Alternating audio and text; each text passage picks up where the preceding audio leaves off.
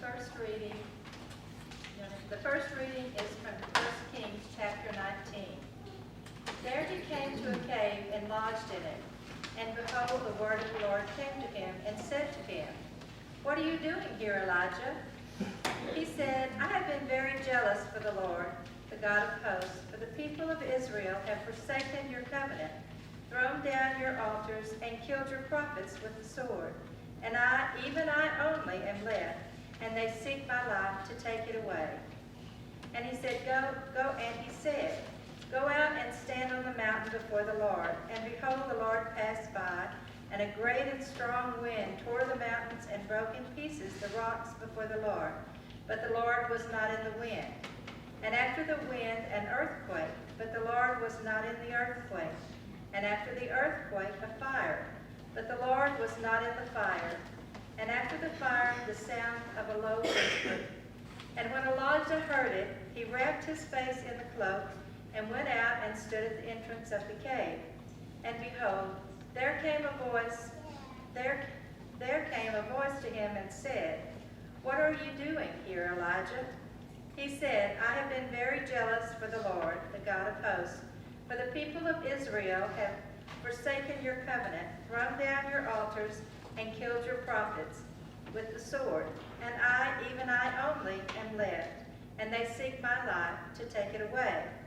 And the Lord said to him, "Go, return on your way to the wilderness of Damascus, and when you arrive, you shall anoint Hazael to be king over Syria, and Jehu the son of Nimshi you shall anoint to be king over Israel, and Elisha the son of Shaphat of Abel-Mahalah you shall anoint to be prophet in your place. And the one who escapes from the sword of Hazael shall Jehu put to death, and the one who escapes from the sword of Jehu shall Elisha put to death. Yet I will leave 7,000 in Israel, all the knees that have not bowed to Baal, and every mouth that has not kissed him." Here ends the reading. The psalm is Psalm. The Holy Gospel according to Matthew, the 14th chapter. Glory to you, O Lord. Immediately Jesus made the disciples get into the boat and go before him to the other side while he dismissed the crowds. And after he had dismissed the crowds, he went up on the mountain by himself to pray. When evening came, he was there alone. But the boat, by this time, was a long way from land, beaten by the waves, for the wind was against them. And in the fourth watch of the night, he came to them, walking on the sea. But when the disciples saw him walking on the sea, they were terrified and said, "It is a ghost." And they cried out in fear. But immediately Jesus spoke to them, saying, "Take heart, it is I. Do not be afraid." And Peter answered him, "Lord, if it is you, command me to come to you on the water." He said, "Come." So Peter got out of the boat and walked on the water and came to Jesus. But when he saw the wind, he was afraid. And beginning to sink, he cried out, "Lord, save me." Jesus immediately reached out his hand and took hold of him, saying, "O you of little faith, why did you doubt?"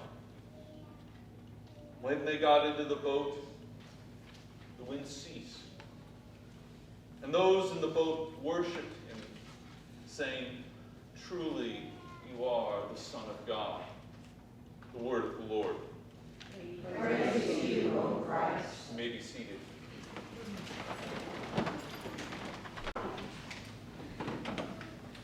As sometimes happens, spending a week in the text, trying to pull from it meanings and then finding that I'm having more and more trouble, I do write my sermons down no matter what. But sometimes it's good just to cast them aside. This week, this feels especially true.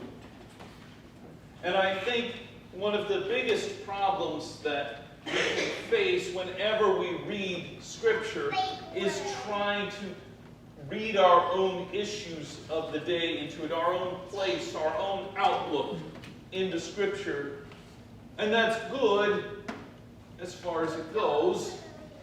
Sometimes we do need God to answer us in the midst, and the Bible does offer these questions, but more importantly, the Bible has things to say to us, maybe things that contradict our outlook, maybe things that are calling us to see the world in a new way.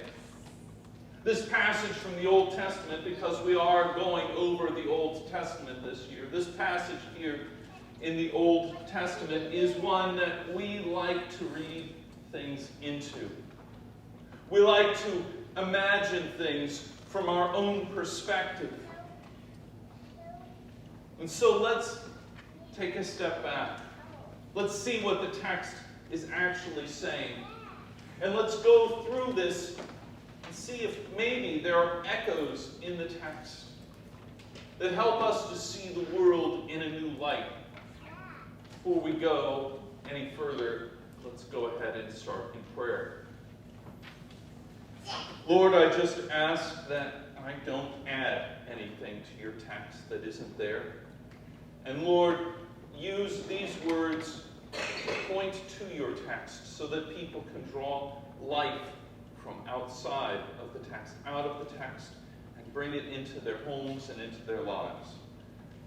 I pray all these things in your holy name. Amen. Our passage begins in 1 Kings. For those of you who may not be aware, 1 Kings and 1 and 2 Kings follows up 1 and 2 Samuel. It seemed like 1 and 2 Samuel were slowly discussing the reign of King David, while 1 and 2 Kings lists all of the problems that happened after that monarchy. In the midst of this, or towards the end of this, is the story of Elijah, God's prophet. Here, Elijah is having to confront a king who is, for those of you who know the Bible, for those of us knowing the Bible, is a very wicked king, Ahab.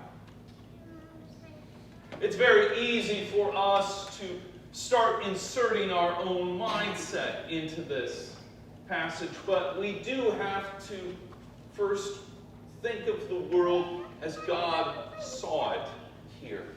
What was the point of Israel? You know, the conflicts that always seem to come up between Israel and God here is, what is it? That they wanted to be a kingdom like any other kingdom. In fact, they thought of themselves as a kingdom. They thought of them as just some sort of measly principality off on the fringes of the great empires in the ancient world. But in reality, God was calling them to a bigger mission, to be his people who were set apart. The word holy means set apart. These people were set apart. They were set apart through a covenant. And the purpose that we will find, the reason they were being set apart, that we'll get echoes and hints of here in the Old Testament, and finally see in its fullest expression in the New Testament, their point and purpose was to bear witness to the fact that God was on a rescue mission for all of humanity. They were set apart to be missionaries, to be evangelists, to be witnesses. And so it is better to think of Israel not as a kingdom, but as a congregation. Indeed, when the Bible uses the phrase kingdom of Israel, a better translation is the congregation of Israel. These people gathered together on a mission for God, a mission to go out and proclaim this good news that was about to happen. And with that in mind, it begins to become clear why God would have so many problems with the leadership in Israel, because they were thinking of themselves as a kingdom, as a social club. They were thinking of themselves as just another group of people within these squabbling tribes. But God saw them as something more, as people set apart for Him. And the problem was, they took their eyes off of God and began focusing on themselves. They forgot to ask what God may want, and instead began asking themselves, what do I want? Ahab and Jezebel were just two people. They were stewards, if you will. People who were supposed to steward the discipline of that congregation of Israel. They began to be too full of themselves. They began to hedge their bets. They began to imitate the world around them, the peoples around them. And that is exactly where we find them. But now they have a problem. There is a reformer in their midst. Someone who is calling the people of Israel to a reformation. He's calling them back to their true love, to their true promise, to their true mission. And they don't like it, so they send out people who have hedged their bets, who have mixed this notion of having the facade of the people of Israel, but their hearts are for their own glorification, these priests. And so Elijah, following God's word, calls them out to go ahead and prove that their gods are the real gods. And they can't prove it. This is this famous incident where two altars are set up, and the prophets of Baal, the other god, come out, and they do everything to call Baal out, but Baal won't listen to them, won't come out. Elijah mocks them all through this, but then it's Elijah's turn, pouring water on the altar, which I hope many of you know is not a good way to start a fire. He calls down fire from heaven, and it consumes the sacrificial animal there. And rather than being lifted up or finding the people in repentance, he's met with icy glares. And the rulers begin to come out after him. It states here in 1 Kings 9:1, it says he was afraid. That's not quite what it says. It says he saw that they were coming for his life. It wasn't necessarily that he was afraid. He may have been afraid. Many of us would be. But he follows the angel of the Lord, and the angel of the Lord guides him, leads him out to Mount Horeb, the place where God handed down the law, to start the covenant with this people that made this people, this congregation of Israel, who were created to share God's love in the midst of their world. And that's the scene that we find ourselves in. Maybe Elijah was afraid. No one can blame him. Or maybe Elijah was following God and needed to get clarification on the next step of the mission. The beautiful thing about the Bible is we so often wanted to say what we wanted to say, or we want to read things into the Bible.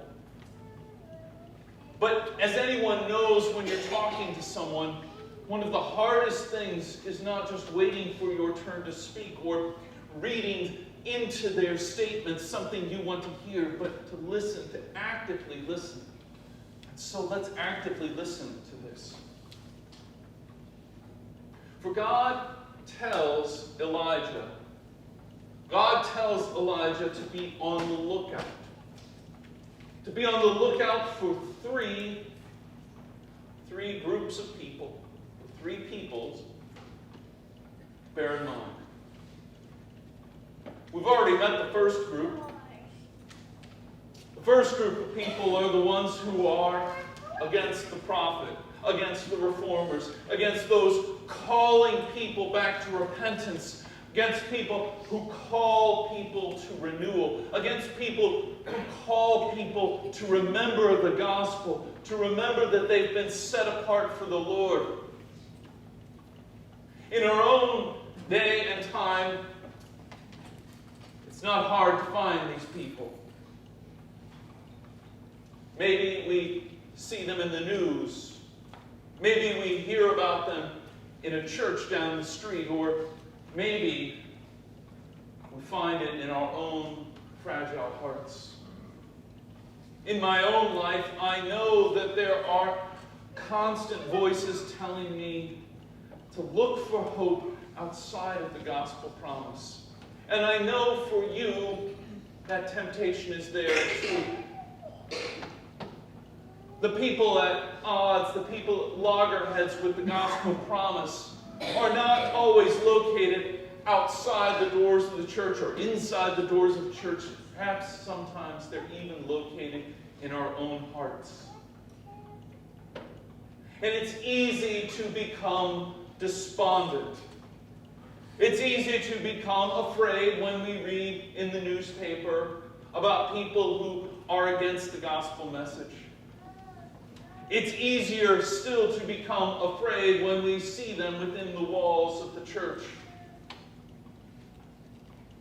But the most terrifying thing is when we hear those voices inside our own heart saying, maybe God has abandoned you. Maybe you really have gone too far away from God's promises this time. Maybe you have walked away too far. This comes to the second voice we must hear. The second voice that we listen to. When those voices come to us, and they will come to us, we must listen to that second voice. This is the voice of God calling to Elijah on Mount Horeb. Elijah is waiting in a cave for an audience with God. God shows up, and God does something remarkable, doesn't he? He asks Elijah what his problem is. He asks Elijah what's going on in his life. Many of us like to imagine a God that we are constantly presenting a carefully curated resume to. Many of us like to come before God with our lives in complete order, with no problems. Because then we think God will love us more. But that's not the God that we meet in Scripture, is it? The God we meet in Scripture is the God who comes to us when our lives are in disorder, when they're a mess, when we were still sinners. Christ died for us. And this is the God who meets Elijah. What's the problem, Elijah? Elijah's response to God is interesting. He lays out an accusation. He sees the hopelessness in the world, and he is wanting to bring charges against the congregation of Israel, who has decided that it wants to put itself and its mission ahead of God's. And he lays all this out before God. Whether he's terrified, whether he's angry, what his emotional state is, we don't know. God knows, though. And he asks him to pause. He asks Elijah to pause and wait for him to come back. To reiterate the problem once again, once he's come back. And this gets to one of the most evocative points in all of the Old Testament. We hear and we read about all of these forces of nature, the great and powerful things that kind of shake us to our core and get our attention. Earthquakes and whirlwinds. And in all of this sound and fury that the natural world and the forces of chaos can unleash, Elijah does not hear God's voice. Instead, he hears it in a still small voice or a still small sound that comes to him. Friends, that is the gospel. We expect to find God in the power, in the strength, in the chaos of the world. We expect that if God is going to grab us, he is going to rescue us by some sort of great and powerful act. But he rescues Elijah in that still small voice. And it's funny because that still small voice speaks louder than all the chaos that has come before it. So just as the forces arrayed against Elijah seem to be wild and chaotic forces, the great forces that the earth can muster, instead what happens is that God asks him to be that still small voice that proclaims that he is truly present in this world. And he asks Elijah once again, Elijah, what is the problem? The Hebrew is interesting here because Elijah says verbatim what he has just said. Now, there are two ways to look at that. One is that he was afraid and that none of that message that God wants to get across to him actually made it through his thick skull. And that's good reading. But another reading is the fact that he is trying to reiterate and stay focused and stay on message. God, this is the problem. This is what's happening in your congregation. This is what your people are up to, and I will not deviate from that message. Whether Elijah is afraid or whether Elijah is faithful does not make any difference to God's message. And in your own lives, whether you are afraid or whether you are faithful, whether you have doubts or whether you're at the mountaintop, it doesn't matter. What matters is God's faithfulness. And he is faithful.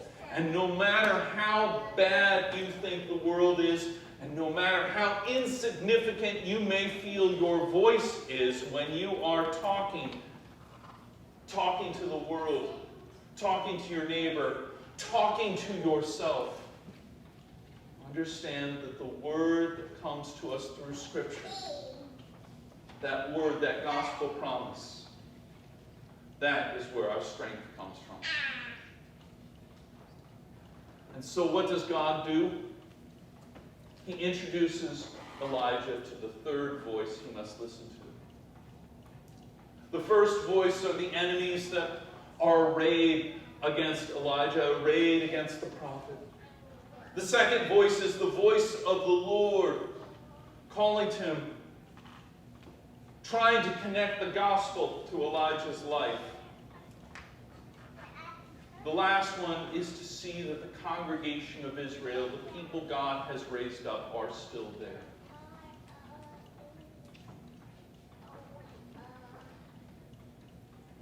For us Lutherans, there's a book called the Book of Concord.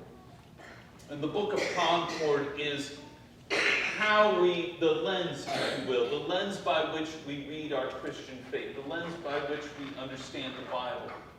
It's a shorthand to try and connect us to this wonderful text, this gospel message. When it talks about the Holy Spirit, what's interesting is it talks about the church.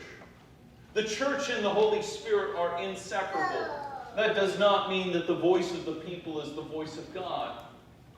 But it does mean that when God acts, he usually speaks through the voice of his church. That the Holy Spirit's job is to raise up the church. If you don't believe me, think about your own lives. Think about when you were at your low points in your life. Who was it that came to you and spoke the words of the gospel in those low points? Chances are God raised up the church. He raised up the congregation to speak this promise in your life. And that's exactly what he does to Elijah here as well. He raises up this church, this Reformation group, and they come. They will come.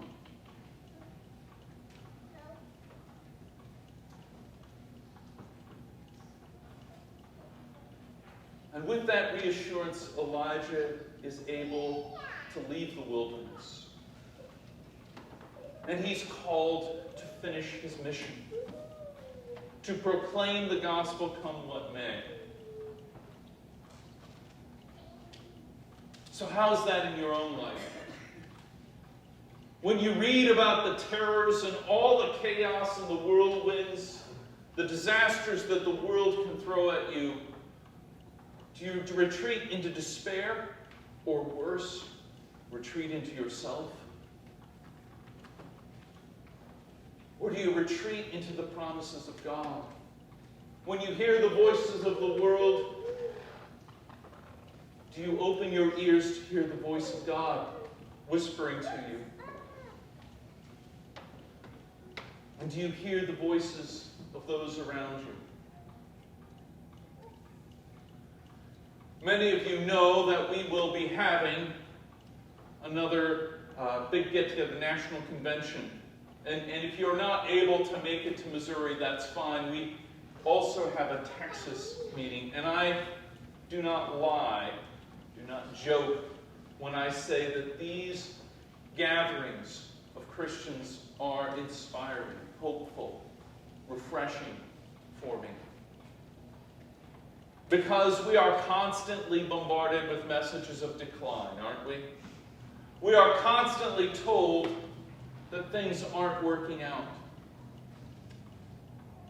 And yet, when I am in the presence of God's called people, of the congregation, either here or in the Texas district gathering or the national gathering, I know that the world's voice is a lie.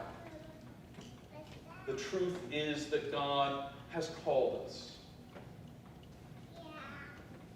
And the reason God called Elijah is the same reason that he calls you and me. God wants to be present in the lives of all the people who will put their faith in him. God wants to be present in their midst, and he has given you a purpose. Your neighbor needs to hear that voice over the din and the clatter and the chaos of the world. You can help call them to that voice. Help them to be open to hearing that voice. And they can put their trust in the same one that you put your trust in. Now and for all eternity. Amen.